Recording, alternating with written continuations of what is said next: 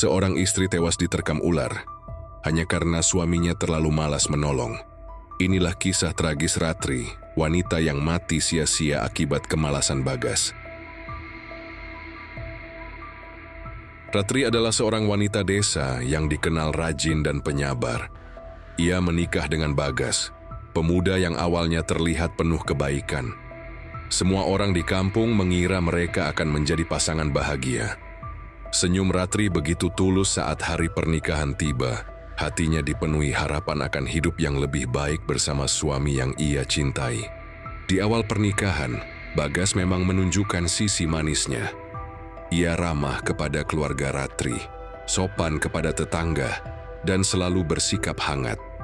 Ratri merasa yakin bahwa ia telah memilih lelaki yang tepat.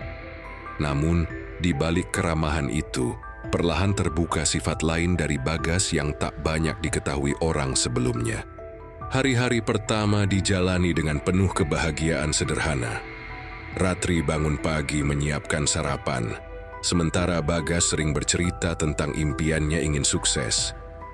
Kata-katanya membuat Ratri semakin percaya bahwa mereka akan mampu membangun rumah tangga yang kokoh. Tetapi impian itu hanya sebatas ucapan manis tanpa usaha nyata. Lama-kelamaan Ratri mulai menyadari bahwa Bagas tidak pernah benar-benar bekerja.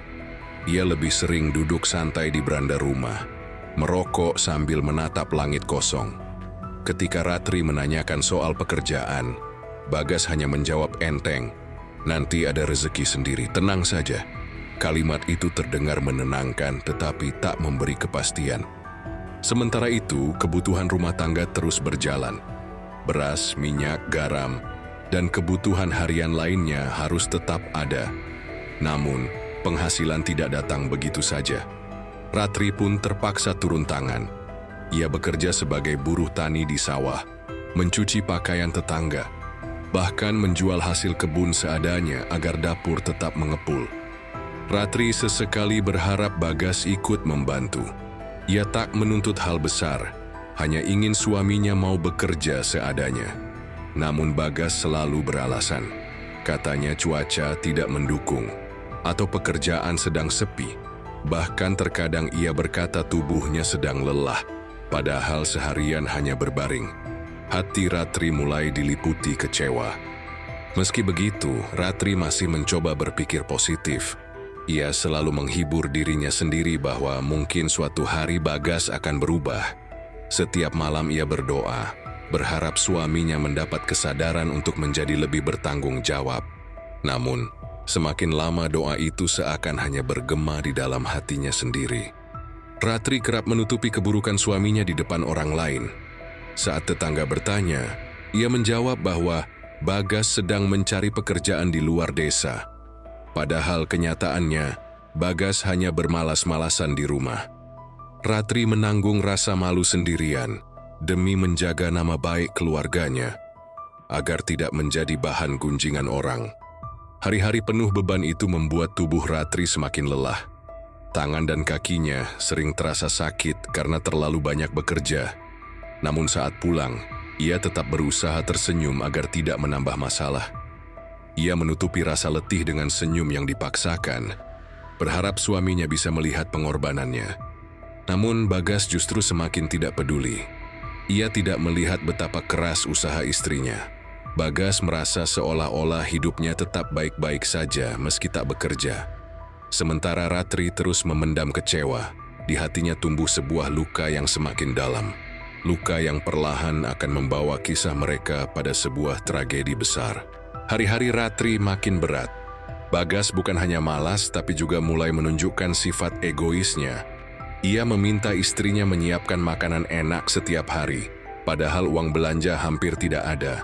Jika lauk hanya sayur rebus, Bagas marah besar, memecahkan piring, dan menuduh Ratri tidak bisa menjadi istri yang baik. Bahkan Bagas kerap mengambil uang hasil jerih payah Ratri. Uang yang seharusnya untuk membeli beras, diam-diam diambilnya untuk membeli rokok dan nongkrong bersama teman-temannya. Ratri hanya bisa menangis diam-diam. Ia tidak berani menegur, karena setiap kali ia protes, Bagas akan mengamuk dan melempar barang di rumah. Ratri merasa hidupnya semakin terjepit. Ia bekerja siang malam, namun suaminya hanya menjadi beban.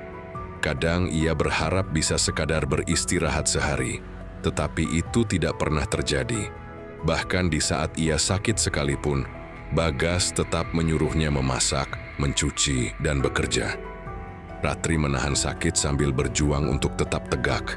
Suatu sore, Ratri pulang dari sawah dengan badan penuh lumpur.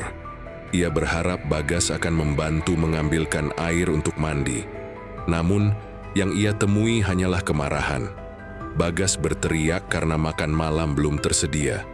Ia tidak peduli betapa lelahnya istrinya, yang bahkan nyaris roboh karena kepayahan. Lebih parah lagi, Bagas mulai suka mengancam. Jika Ratri menolak permintaannya, ia menggebrak meja, menatap tajam, seakan siap memukul. Meskipun jarang benar-benar menyakiti fisik, tekanan batin itu jauh lebih menyiksa. Ratri merasa seperti hidup dalam penjara, terikat oleh janji pernikahan, yang kini berubah menjadi belenggu.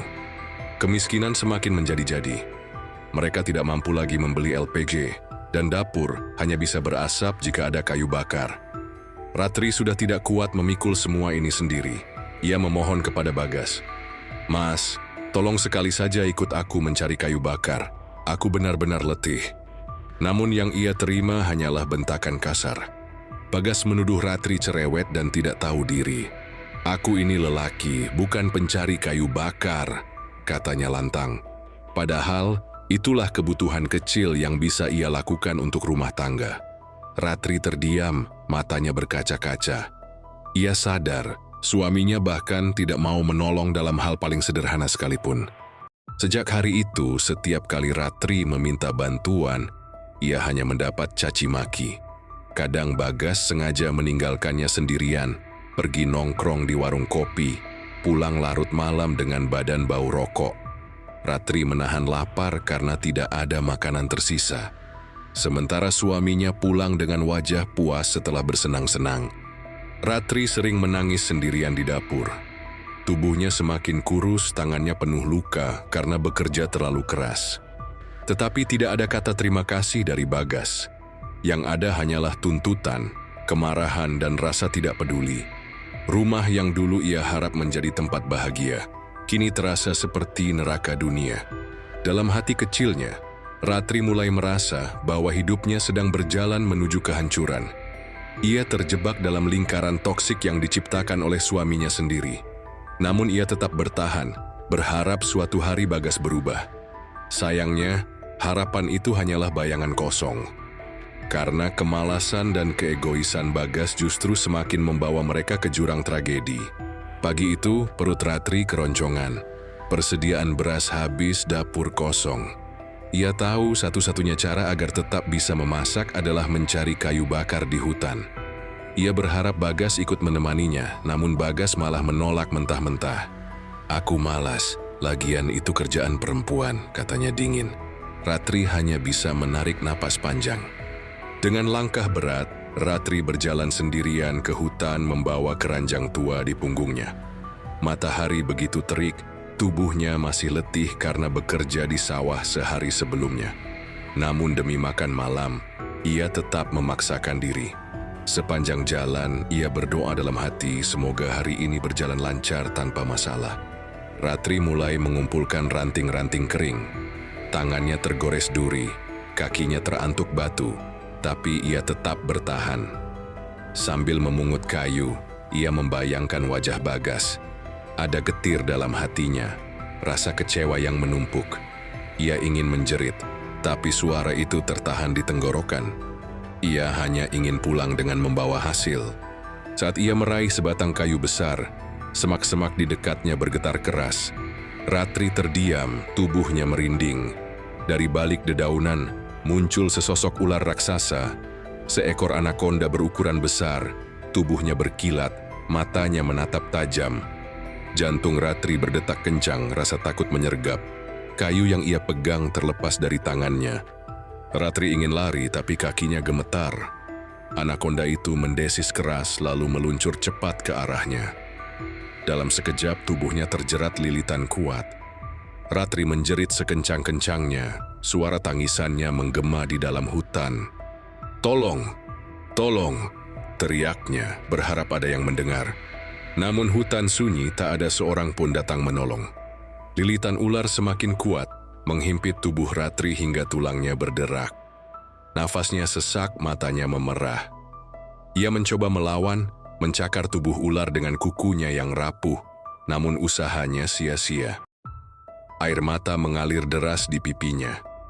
Dalam hati ia berkata lirih, "Mas, kenapa kau tidak pernah mau menolongku?" Detik demi detik terasa seperti siksaan panjang.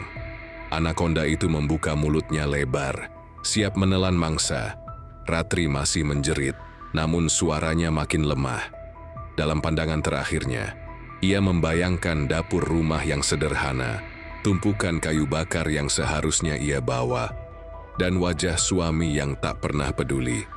Hutan kembali sunyi setelah jeritan Ratri terhenti. Tubuhnya sudah tak berdaya, hanya tersisa keranjang tua yang tergeletak di tanah. Angin sore berhembus pelan, seolah ikut menyaksikan tragedi memilukan itu. Ratri, wanita yang selalu berkorban, akhirnya menyerah pada takdir tragis yang tak pernah seharusnya ia alami. Di rumah, Bagas masih duduk santai. Ia tidak tahu apa yang sedang menimpa istrinya. Saat matahari mulai tenggelam dan Ratri belum juga pulang, rasa gelisah mulai muncul. Namun alih-alih mencarinya lebih cepat, ia menunda-nunda, berkata dalam hati, "Paling sebentar lagi juga pulang." Sikap acuh itu menjadi kesalahan terbesar hidupnya. Malam pun datang, hutan menjadi gelap. Bagas akhirnya memberanikan diri mencari istrinya. Ia menyusuri jalan setapak dengan hati cemas. Di tengah hutan, ia menemukan keranjang tua dan ranting kayu berserakan. Tak jauh dari sana, tubuh Ratri terbujur kaku. Bagas terpaku, matanya melebar, dadanya sesak. Ia sadar, semuanya sudah terlambat. Bagas terduduk lemas di tanah, tubuhnya gemetar hebat. Matanya menatap jasad Ratri yang kaku, dengan wajah pucat penuh luka. Jeritan hatinya pecah, ia menangis meraung seperti anak kecil. "Ratri, kenapa kamu tinggalkan aku?" Air matanya jatuh deras, namun semua itu sudah tak berarti lagi. Ia memeluk tubuh Ratri yang dingin, menyesali setiap kata kasar yang pernah ia ucapkan. Ingatan tentang saat-saat ketika Ratri meminta bantuan terlintas jelas. Andai saja ia mau mendengar, andai saja ia mau sekadar ikut mencari kayu bakar, tragedi ini takkan terjadi. Rasa bersalah itu menghantam bagai badai. Bagas menjerit, menyalahkan dirinya sendiri. "Aku suami macam apa? Aku hanya tahu marah, hanya tahu duduk malas, sementara istriku bekerja sampai mati. Tuhan, kenapa aku baru sadar ketika semuanya sudah terlambat?" Tangannya mencengkeram tanah, wajahnya tertutup lumpur bercampur air mata. Malam itu, ia membawa jasad Ratri pulang dengan langkah terseok. Para tetangga yang melihat hanya bisa terdiam. Mereka tahu betapa berat perjuangan Ratri selama ini. Dan kini, perempuan itu terbujur kaku, meninggalkan dunia karena ulah suaminya sendiri. Bagas tak kuasa menatap wajah mereka yang penuh kecewa. Saat pemakaman, udara terasa berat. Tangis tetangga dan keluarga pecah. Tapi Bagas hanya bisa terduduk di samping makam, matanya kosong. Ia ingin menjerit, namun suaranya tak keluar. Rasa hampa melanda, seolah separuh dirinya hilang. Namun yang paling menyakitkan, ia tahu semua ini akibat kebodohannya sendiri. Hari-hari setelah kepergian Ratri berubah menjadi neraka bagi Bagas. Rumah yang dulu penuh suara langkah istrinya kini sunyi menakutkan. Tak ada lagi yang menyiapkan makanan, tak ada lagi yang menyambutnya. Bagas baru merasakan lapar, dingin, dan sepi yang dulu selalu ia abaikan. Kini ia menanggungnya sendiri. Setiap kali ia masuk dapur, ia melihat keranjang tua peninggalan Ratri. Di sana masih ada sisa ranting kering. Bagas menangis tiap kali menyentuhnya, teringat bagaimana istrinya mati demi kayu bakar. Pemandangan itu menghantui pikirannya. Ia merasa seolah bayangan Ratri terus menatapnya dengan mata penuh luka. Malam-malamnya tidak pernah tenang. Bagas kerap bermimpi buruk, melihat Ratri berteriak meminta tolong di hutan. Ia terbangun dengan keringat dingin, menjerit panik, lalu menangis. Hidupnya menjadi bayang-bayang penyesalan. Semua kemalasan dan keegoisannya kini berubah menjadi cambuk yang tak berhenti menyiksa batinnya. Waktu berlalu, namun luka itu tidak pernah sembuh. Bagas mencoba memperbaiki hidup, bekerja keras, berusaha menjadi lelaki yang seharusnya. Tapi semua terasa hampa. Tidak ada lagi yang ia perjuangkan selain rasa bersalah. Ia sadar, tidak ada yang bisa mengembalikan Ratri. Penyesalan itu akan ia bawa sampai mati. Kisah Bagas dan Ratri menjadi pelajaran pahit di desa itu. Orang-orang berbisik, lihatlah itulah akibat kemalasan seorang suami. Bagas hidup dalam hinaan, tapi yang paling berat adalah hukuman dari dirinya sendiri. Setiap detik ia dihantui wajah istrinya. Penyesalan yang datang terlambat selamanya menjadi kutukan hidupnya.